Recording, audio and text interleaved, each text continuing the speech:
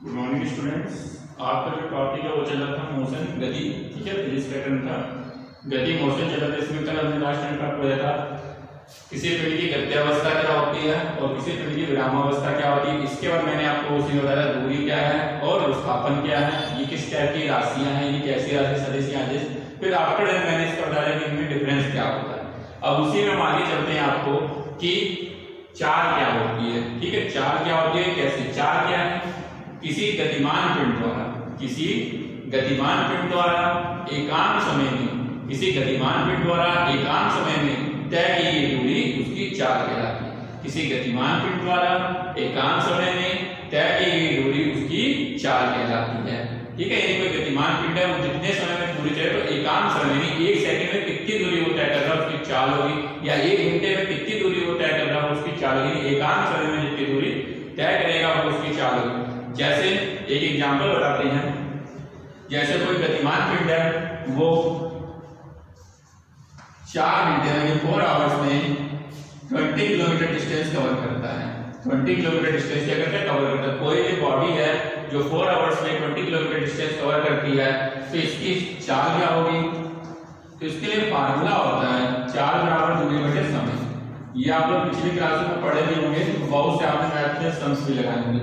चाल बराबर दूरी बटे समय 20 बटे 4 कर देंगे तो ये आपका आ जाएगा 5 किलोमीटर प्रति घंटा। यानी प्रति घंटा मतलब एकांक घंटे में, यानी 1 घंटे में 5 किलोमीटर चल रहा है, मतलब उसकी चाल क्या होगी 5 किलोमीटर प्रति घंटा होगी। ये चाल की डेफिनेशन क्या हो, किसी गतिमान पिंड द्वारा एकांक समय में चली गई दूरी उसकी चाल कहलाती है। ठीक है, अब ये कैसी राशि होती है चाल, चाल आपकी अदिश राशि होती है। कैसी राशि होती है, अदिश राशि होती है। कैसी राशि होती है, अदिश राशि होती है। मात्रक इसका होता है मीटर प्रति सेकंड। मात्रक क्या होता है इसका, मीटर प्रति सेकंड। चाल आपकी अदिश राशि है, मात्रक इसका क्या होता है, मीटर प्रति सेकंड होता है। चाल का मात्रक क्या होता है, मीटर प्रति सेकंड। चाल आपकी कैसी है, अदिश राशि है। चाल कैसी राशि है, अदिश राशि है। इसका मात्रक क्या होता है, मीटर प्रति सेकंड होता है। परिभाषा क्या होता है, किसी गतिमान पिंड द्वारा एकांक समय में चली गई दूरी उसकी चाल कहलाती है। ठीक है, ओके। अब इसके अंदर चाल के प्रकार, चाल कितनी प्रकार की होती है आपको बताना है। तो देखिए चाल के प्रकार में बात आता है, सबसे पहले आता है एक समान चाल, दूसरे नंबर पे आता है असमान चाल, तीसरे नंबर पे आता है तत्क्षणिक चाल, जिसको हम तत्कालिक चाल भी बोलते हैं। और चौथे नंबर पे आपकी आती है औसत चाल। तो कितने टाइप की चाल आपको बताइए, एक समान चाल, ठीक है, असमान चाल, तत्क्षणिक चाल और औसत चाल। तो आपने चाल के प्रकार आपको बताया 4 प्रकार के आते हैं, समान चाल, असमान चाल, तत्क्षणिक चाल और औसत चाल। तो 4 तरह की आपकी चाल होती है। अब बात आती है इनके बारे में। अब आपको इसके बारे में हम इसको बताते हैं कि समान चाल क्या होती है, समान चाल क्या होती है, तत्क्षणिक चाल क्या होती है और औसत चाल क्या होती है। चलिए हम इसके बारे में आपको बताते हैं।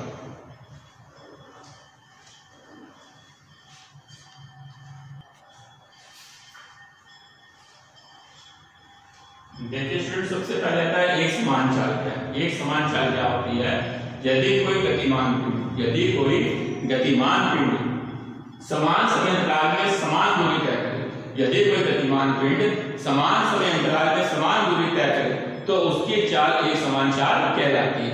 गतिमान पिंड समान समय अंतराल में समान दूरी तय करे तो उसकी चाल एक समान चाल कहलाती है। जैसे देखिए कोई पिंड है, हमने बात की वो पहले 5 सेकंड में कितनी दूरी वो तय करता है, 5 मीटर तय करता है। अगले 5 सेकंड में फिर से वो 5 मीटर दूरी तय करता है। फिर अगले 5 सेकंड में वो कितनी दूरी तय करता है, 5 मीटर तय करता है। तो देखिए आपने क्या देखा कि पहला जो समय था t1 जो कि कितना था, 5 सेकंड था, दूरी कितनी थी s1, ये भी 5 मीटर है। इसके बाद डिस्टेंस को चेंज, टाइम को वही लिया 5 सेकंड, तो दूरी कितनी होगी, 5 मीटर होगी। फिर अगला तीसरा टाइम लिया 5 सेकंड, तो दूरी कितनी होगी, 5 मीटर। तो आपने क्या देखा, समान समय अंतराल, यानी आपने क्या देखा तीनों जगह आपका समय कैसा है, समान है और दूरी भी आपकी कैसी है, समान है। तो एक ऐसी चाल होगी, एक समान चाल। यदि कोई गतिमान पिंड समान समय अंतराल में समान दूरी तय करता है तो उसकी चाल एक समान चाल कहलाती है। ठीक, अब आगे बढ़ते हैं। असमान चाल क्या होती है? असमान चाल क्या होती है कि जब कोई गतिमान पिंड समान समय अंतराल में भिन्न भिन्न दूरियां तय करता है। जब कोई गतिमान पिंड समान समय अंतराल में भिन्न भिन्न दूरी तय करता है उसे बोलते हैं हम क्या? असमान चाल। जैसे पहले 5 मिनट में हम 5 मीटर चले और अगले 5 मिनट पिंड जो है 8 मीटर चला गया। जब अगले 5 मिनट की बात है तो पिंड जो है 6 मीटर चला। तो आपने क्या देखा कि पहले 5 मिनट में 5 मीटर, अगले 5 मिनट में 8 मीटर, फिर अगले 5 सेकंड में 6 मीटर। तो आपने क्या देखा? हर सेकंड में बदल रहा। पहला समय अंतराल जो था 5 सेकंड, उसमें 5 मीटर है। दूसरा समय अंतराल था 5 सेकंड, 8 मीटर हो गया। तीसरे में केवल 6 मीटर। तो आपने क्या? समय अंतराल तो समान है पर दूरियां कैसी हो रही? बदल रही है। यानी उसकी चाल क्या हो रही? बदल रही है। कुछ समय अंतराल पर चाल जो बदलने लगे तो वो भी असमान चाल। देखिए सुनने में लग रहा है असमान, यानी बदलती हुई चाल। यानी डेफिनेशन क्या बताएंगे? यदि कोई गतिमान पिंड समान समय अंतराल में भिन्न भिन्न दूरी तय करता है तो उसकी चाल को असमान चाल कहलाते हैं। बस इतना अंतर है, समान समय अंतराल में समान समय दूरी तय करे तो एक समान चाल, और जब समान समय अंतराल में भिन्न भिन्न दूरी तय करे तो असमान चाल होती है। अब जैसे नेक्स्ट है तत्क्षणिक चाल। तत्क्षणिक चाल क्या होती है इसकी हम चर्चा करते हैं। देखिए तत्क्षणिक चाल में क्या होता है? जब कोई गतिमान पिंड अति सूक्ष्म समय अंतराल में अति सूक्ष्म दूरी तय करता है। तत्क्षणिक मतलब बिल्कुल क्षण भर में, यानी तुरंत, जस्ट। यानी जब कोई गतिमान पिंड अति सूक्ष्म समय अंतराल में अति सूक्ष्म दूरी तय करता है तो उसकी चाल क्या होती है? तत्क्षणिक चाल होती है। बहुत समय अंतराल, मान लो बहुत छोटा समय अंतराल डेल्टा ले लिया हमने s और दूरी डेल्टा डी, तत्क्षणिक चाल क्या हो जाएगी? तत्क्षणिक चाल हो जाएगी delta s upon delta t। s क्या? बहुत ही सूक्ष्म दूरी है और t क्या है? बहुत ही सूक्ष्म समय है, तो उसे बोलते हैं तत्क्षणिक चाल। अब लास्ट आपकी आती है औसत चाल। औसत चाल क्या होती है? औसत चाल में किसी गतिमान पिंड द्वारा तय की गई कुल दूरी और कुल समय का अनुपात उसकी औसत चाल कहलाती है। औसत चाल क्या? किसी गतिमान पिंड द्वारा तय की गई कुल दूरी और कुल समय का अनुपात उसकी औसत चाल कहलाती है। किसी गतिमान पिंड द्वारा कुल तय की गई दूरी और कुल समय का अनुपात औसत चाल कहलाता है। तो औसत चाल का फार्मूला बनता है औसत चाल बराबर कुल तय की गई दूरी बटे लगा कुल समय। औसत चाल बराबर है कुल तय की गई दूरी बटे लगा कुल समय। यानी किसी पिंड द्वारा तय की गई कुल दूरी और कुल समय का अनुपात उसकी औसत चाल कहलाती है। ठीक है, जैसे इसका एग्जांपल हम आपको बताते हैं। कोई गतिमान पिंड है, वो पहले 5 सेकंड में 6 मीटर दूरी तय करता है, फिर अगले 3 सेकंड में वो जो है 4 मीटर दूरी तय कर लेता है और फिर अगले 2 सेकंड में वो 2 मीटर दूरी तय कर लेता है। यानी कोई गतिमान पिंड है जो प्रथम 5 सेकंड में 6 मीटर दूरी तय करता है, अगले 3 सेकंड में 4 मीटर दूरी तय करता है और उससे अगले 2 सेकंड में 2 मीटर दूरी तय करता है, तो उसकी औसत चाल क्या होगी? तो आप लोग निकालेंगे औसत चाल। क्या निकालेंगे आप लोग? औसत चाल। फार्मूला क्या होता है? कुल तय की गई दूरी बटे लगा कुल समय। ये दूरियां दी गई हैं 6, 4, 2 बटे कुल समय। 3 समय दिए हैं, तीनों को जोड़ देंगे 5 + 3 + 2 12 बटे 10 आ जाएगा। तो 1.2 मीटर पर सेकंड ये पिंड की क्या गई? औसत चाल। आपने क्या किया? जो कुल दूरियां दी 6, 4 और 2 तीनों को आपने ऐड किया और कुल समय को ऐड किया 5 + 3 + 2। तो इस तरह से औसत चाल आपने निकाली। अगर आपको कहीं क्वेश्चन देके औसत चाल पूछे, एवरेज स्पीड पूछे, तो आप लोग ये फार्मूला है कुल तय की गई दूरी बटे कुल समय। इस तरीके से मैंने आपको बताया चाल क्या होती है। गतिमान पिंड द्वारा एकांक समय में चली गई दूरी चाल कहलाती है। चाल कितनी प्रकार की होती है? एक समान चाल, असमान चाल, तत्क्षणिक चाल, औसत चाल। एक समान चाल समान समय अंतराल में तय की गई समान दूरी एक समान चाल कहलाती है। असमान चाल समान समय अंतराल में तय की गई भिन्न दूरियां असमान चाल कहलाती है। तत्क्षणिक चाल किसी गतिमान पिंड द्वारा अति सूक्ष्म समय में तय की गई अति सूक्ष्म दूरी तत्क्षणिक चाल है। औसत चाल किसी गतिमान पिंड द्वारा तय की गई कुल दूरी तथा कुल समय के अनुपात को हम उसकी औसत चाल कहलाते हैं। उसके बाद मैंने इसका एग्जांपल बताया। इस तरह से यहाँ पर चाल के बारे में मैंने बताया। चाल एक अदिश राशि है। अब चलते हैं चाल के दृष्टि आपका वेग। वेग क्या होता है, चलिए अब आपको वेग के बारे में बताते हैं।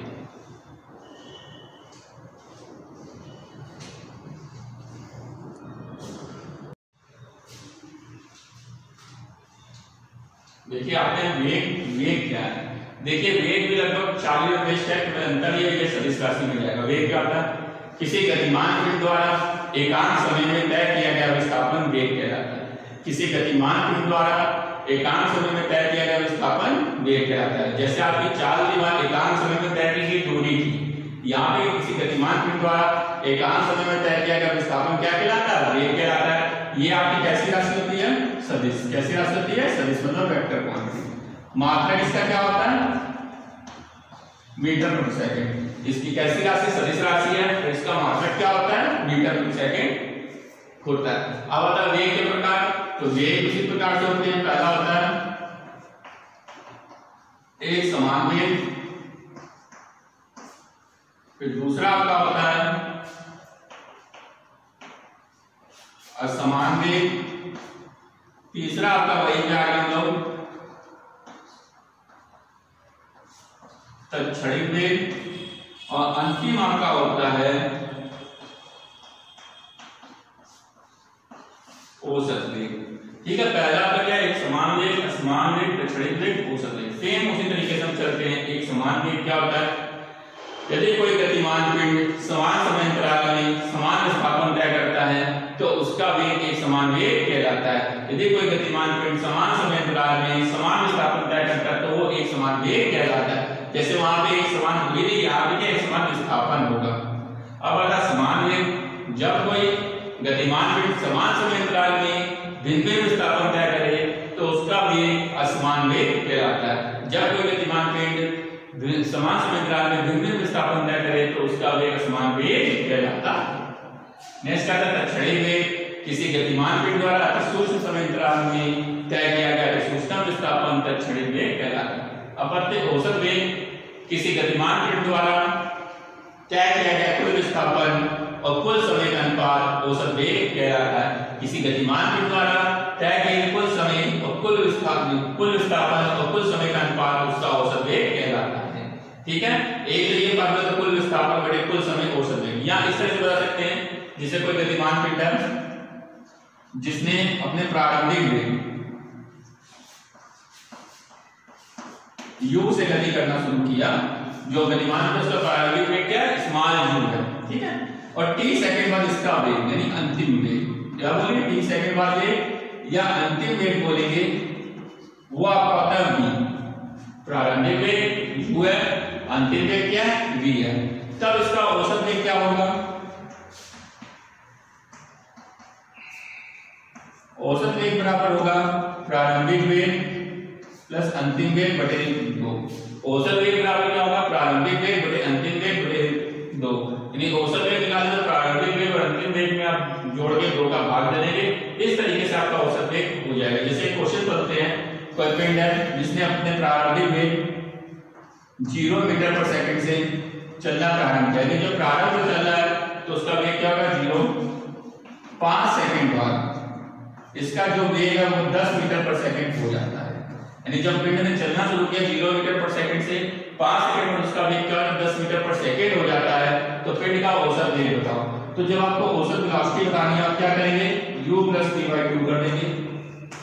0 + 10/2 क्या आएगा आपका 5 मीटर पर सेकंड। 5 मीटर पर सेकंड आएगा। यदि आपने क्या किया, प्रारंभिक वेग और अंतिम वेग को जोड़ के 2 का भाग दे दिया, इस तरह से आपका पिंड का क्या आ गया, एवरेज स्पीड निकल आएगी। ठीक है, औसत वेग निकालने के लिए आप लोग इस तरीके से पिंड का औसत वेग निकालेंगे।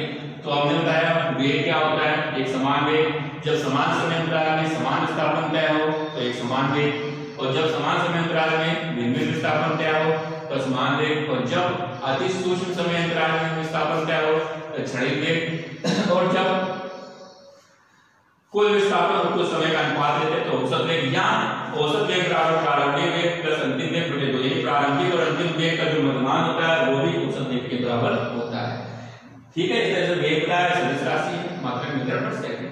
अब आता है इसमें डिफरेंस क्या होता है। अब हम चलते हैं चाल और वेग में आपको अंतर बता दें। जिस तरह से दूरी और विस्थापन में अंतर बताया था वैसे ही हम आपको चाल और वेग में अंतर बताते हैं। इनमें अंतर क्या होता है ध्यान से देखिएगा।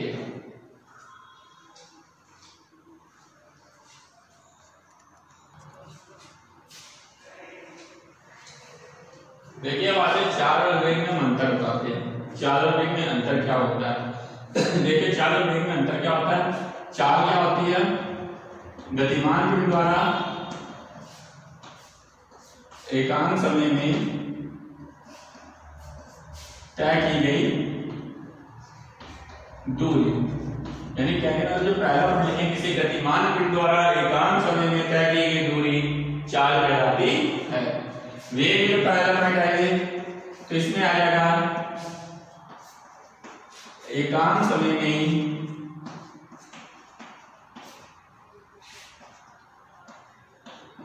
तय किया गया